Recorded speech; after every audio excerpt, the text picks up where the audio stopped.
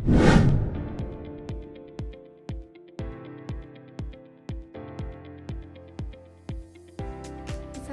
warahmatullahi wabarakatuh. Perkenalkan, nama saya Salsabila Malasari dengan NIM 25021060006, mahasiswa S1 Program Studi Pendidikan Akuntansi, Fakultas Keguruan dan Ilmu Pendidikan Universitas PGRI Madiun, untuk memenuhi tugas mata kuliah pengantar ilmu ekonomi dengan dosen pengampu Dr. Nur Wahyuning Sulistyowati, Sarjana Ekonomi Magister Pendidikan.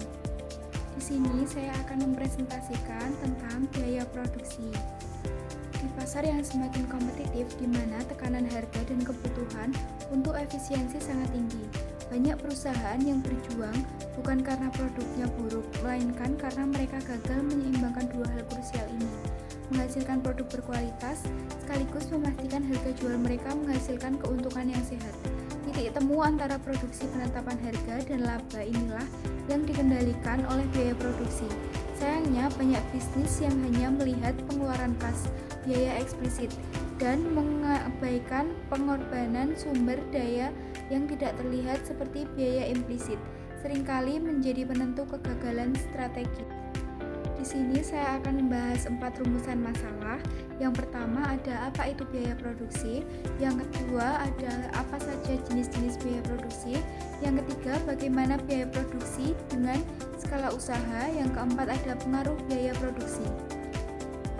Yang pertama, pengertian biaya produksi. Biaya produksi adalah seluruh pengeluaran atau penggunaan sumber daya ekonomi yang dilakukan perusahaan untuk menghasilkan barang dan jasa. Menurut literatur mikroekonomi seperti Mankiw, Krugman, serta Cash and File, biaya produksi terdiri atas dua komponen utama, yaitu biaya eksplisit dan biaya implisit. Biaya eksplisit merupakan pengeluaran uang secara teratur, seperti pembayaran gaji, pembelian bahan baku, dan biaya listrik. Sementara itu, biaya implisit adalah nilai dari sumber daya yang digunakan tanpa uang, misalnya penggunaan modal atau waktu milik sendiri. Pemahaman mengenai biaya produksi sangat penting karena mempengaruhi perhitungan harga pokok produksi, penentuan output optimal, serta tingkat keuntungan yang dicapai perusahaan. Yang kedua, ada jenis-jenis biaya produksi. Di sini dijelaskan yang pertama biaya eksplisit dan biaya implisit. Menurut Mankiw 2021, biaya produksi terdiri dari biaya eksplisit, pengeluaran uang secara langsung yang dikeluarkan perusahaan seperti gaji buruh, pembelian bahan baku, listrik dan sewa, dan biaya implisit, nilai peluang dari penggunaan sumber daya milik sendiri, misalnya waktu pemilik, penggunaan modal pribadi, atau bangunan milik perusahaan. Keduanya membentuk total biaya ekonomi, yaitu total biaya ekonomi sama dengan biaya eksplisit plus biaya implisit. Selanjutnya, yang kedua ada biaya tetap, fixed cost, dan biaya variable cost. Dijelaskan oleh Krugman, biaya tetap FC tidak berubah meskipun jumlah output berubah. Contoh sewa gedung, gaji pegawai, biaya asuransi. Biaya variable cost berubah tingkat produksi. Contoh bahan baku, upah harian buruh, penggunaan energi. Hubungannya dirumuskan melalui total cost TC sama dengan fixed cost FC plus variable cost VC. Yang ketiga ada biaya rata-rata dan biaya marginal. Menurut Cash and File 2021 serta Krugman 2020, perusahaan menggunakan beberapa ukuran, yaitu biaya untuk menganalisis efisiensi produksi. Yang pertama ada Average Fixed Cost atau AFC. AFC adalah biaya tetap yang dibagi dengan jumlah output. AFC sama dengan FC per Q, karena biaya tetap tidak berubah. Maka ketika jumlah output meningkat, AFC akan semakin kecil. Hal ini menunjukkan bahwa biaya tetap tersebar lebih banyak unit produksi. Yang kedua ada Average Variable Cost atau AVC adalah biaya variabel per unit output. AVC sama dengan VC per Q. Biaya ini menggambarkan beberapa besar biaya bahan baku, tenaga kerja variabel, atau energi yang diperlukan untuk menghasilkan unit barang. Selanjutnya ada hubungan biaya dan skala usaha. Dalam teori biaya jangka panjang, Mankiw, Manurung, dan Raharja merupakan perubahan skala produksi mempengaruhi biaya rata-rata perusahaan. Terdapat dua kondisi utama. Yang pertama, economies of scale. Economies of scale terjadi ketika peningkatan skala produksi membuat biaya rata-rata jangka panjang menurun. Artinya, semakin besar perusahaan berproduksi, semakin efisien biaya per unit. Faktor penyebabnya, yang pertama, spesialis tenaga kerja sehingga pekerjaan lebih terfokus dan produktivitas meningkat. Yang kedua, efisiensi teknologi seperti penggunaan mesin modern yang mampu memproduksi lebih banyak dengan biaya yang lebih rendah. Yang ketiga, ada pembelian bahan baku dalam jumlah besar yang memungkinkan perusahaan mendapatkan harga lebih murah atau quantity discount. Yang kedua, ada diseconomies of scale. Diseconomies of scale terjadi ketika skala perusahaan terlalu besar sehingga biaya rata-rata jangka panjang justru meningkat. Pada tahap ini, perusahaan menjadi kurang efisien. Penyebabnya yang pertama, koordinasi organisasi semakin sulit, terutama ketika jumlah karyawan dan unit kerja bertambah banyak. Yang kedua, komunikasi tidak efisien sehingga informasi lambat dan keputusan tertunda. Yang ketiga, struktur perusahaan menjadi terlalu kompleks, menyebabkan birokrasi meningkat dengan biaya manajerial membengkak.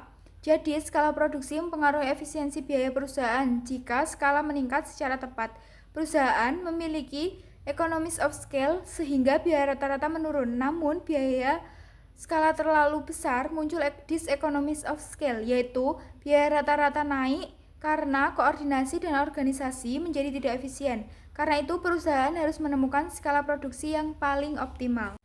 Selanjutnya, di sini ada kurva produksi.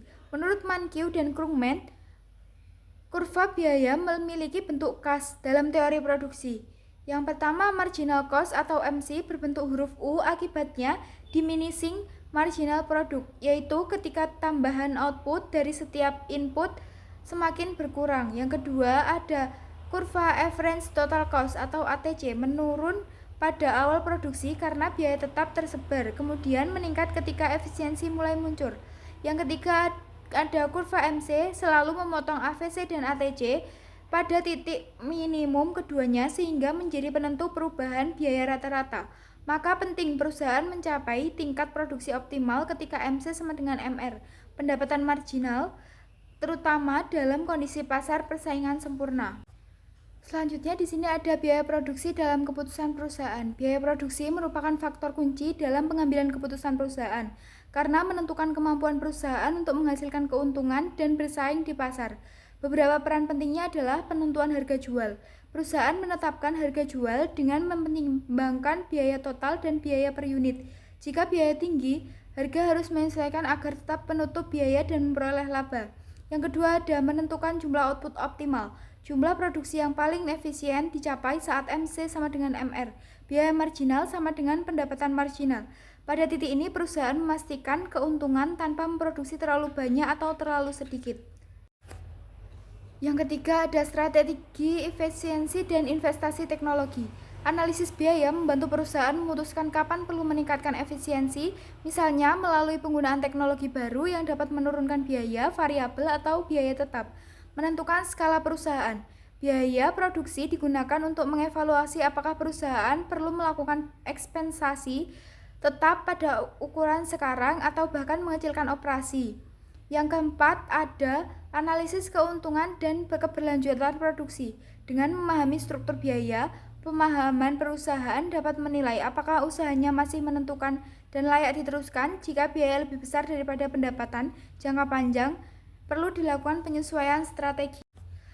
Kesimpulan dari presentasi saya hari ini adalah biaya produksi merupakan konsep dasar dalam ekonomi mikro yang membantu perusahaan memahami bagaimana sumber daya digunakan untuk menghasilkan barang dan jasa dengan mengenali beberapa jenis biaya tetap, variabel, rata-rata, dan marginal perusahaan dapat menentukan tingkat produksi yang efisien dan paling menguntungkan. Teori biaya dari Mankiw, Krugman, Cash and Fair, serta Manurung Raharja menjadi dasar penting dalam pengambilan keputusan bisnis seperti penetapan harga, penentuan output optimal, investasi, teknologi, dan pengelolaan usaha skala besar.